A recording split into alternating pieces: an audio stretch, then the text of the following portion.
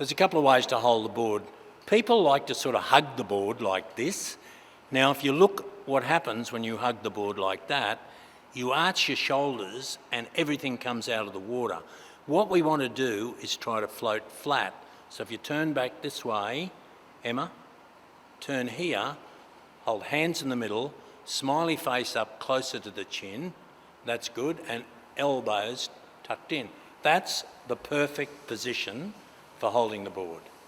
Now you can see your backs are straight because we want to get that perfect back floating position. If you have frightened beginners, sometimes it's good to get into very shallow water. This is extremely shallow water. You get them to hold the board properly. One of the things that's important to realise, are they relaxed? Backstroke is a little bit different to the other strokes because your mouth, head, nose, all out of the water, so you can just breathe normally. We know we're going to float holding the board that way.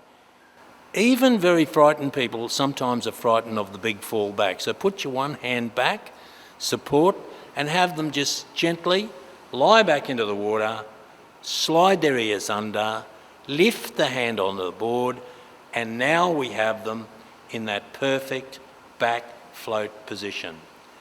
This is very, very important if we want to teach anyone backstroke.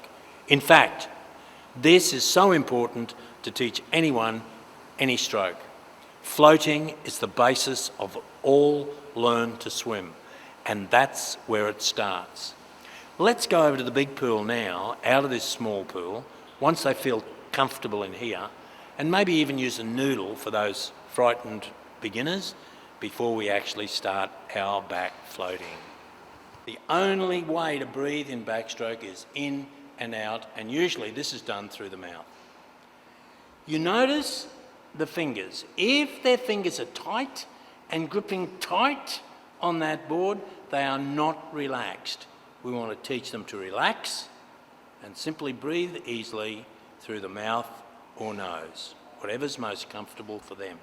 But talk to them in terms of relaxation, because relaxation is the key to floating.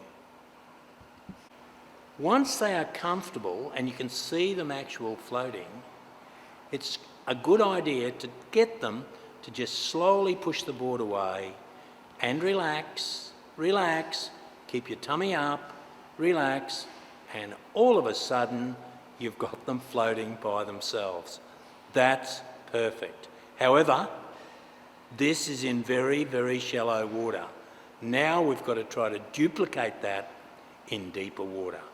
Once we do that, we are cooking with gas. We're on the way to learning backstroke.